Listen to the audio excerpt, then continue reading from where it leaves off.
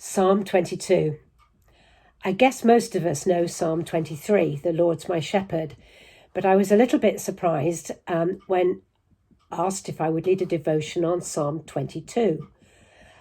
I'm not familiar with that, and what's it got to do with Easter? Well, I was so surprised.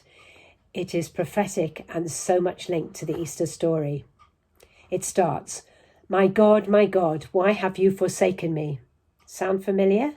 The same words spoken by Jesus on the cross, but these were written by David about 1,000 years earlier. And there are so many other phrases here repeated in the Gospels as we think about the Easter story. Psalm 22 is about a person who's crying out to God to save him from his enemies. And then in the last 10 verses, thanking him for rescuing him. The words David chose to describe his own agony of mind and body became an extraordinary, precise description of the last hours of Jesus, and the final prayer speaks of worldwide deliverance he made possible through the death and resurrection.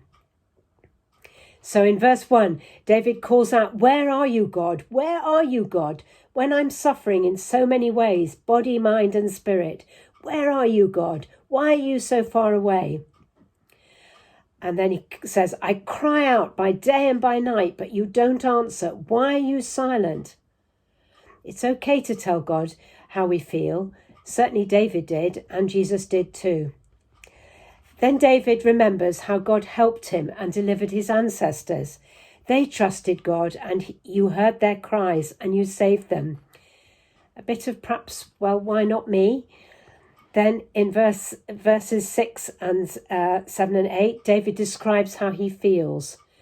I'm a worm, scorned by men, despised by people, mocked by everybody. People hurl insults at me, shake their heads at me. And then he remembers again, it was God who brought me out of my mother's womb. It's him who I've depended on since my birth. He goes on and describes these enemies that he has as being like bulls and roaring lions and dogs, and all his strength has gone. He's in despair. But in verses 11 and verse 19, he pleads, don't leave me now. Be near me in my trouble. No one else can help me.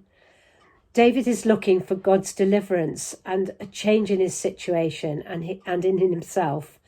But actually, his strongest and first request is for God to be near to him. I guess we can all relate to this at times. And I was reminded recently of a well-known poem, Footprints in the Sand. One night, a man had a dream. He dreamed he was walking along the beach with the Lord. Across the sky flashed scenes of his life. For each scene, he noticed 2 sets of footprints in the sand, one belonging to him and the other to the Lord. When the last scene of his life flashed before him, he looked back at the footprints in the sand. He noticed that many times along the path of his life, there was only one set of footprints. He also noticed that it happened at the very lowest and saddest times of his life. This really bothered him, and he questioned the Lord about it. Lord, you said that once I decided to follow you, you'd walked with me all the way. But I've noticed that during the most troublesome times of my life, there's only one set of footprints. I don't understand why, when I needed you most, you would leave me. The Lord replied, my son, my precious child, I love you and I would never leave you. During your times of trial and suffering, when you only see one set of footprints, it was then that I carried you. As we look in the Psalms, so many things David expressed come to fulfillment in Jesus' crucifixion. Forsaken by God. David felt forsaken. Jesus was forsaken. Mocked and scorned by men. Great thirst. They have pierced my hands and feet. Humiliation. And in verse 18, they divide my garments among them and cast lots for my clothing. And in the last part of the psalm, it changes to praising God for answers provided. An incredible picture of all people everywhere bowing in worship. The poor, everyone on the earth, all nations, the rich, the dying, and those not yet born, that's future generations. We see the triumph of the cross and the resurrection. I was reminded of the sermon by S.M. Lockridge and also the title of a book by Tony Campolo. It's Friday, but Sunday's coming.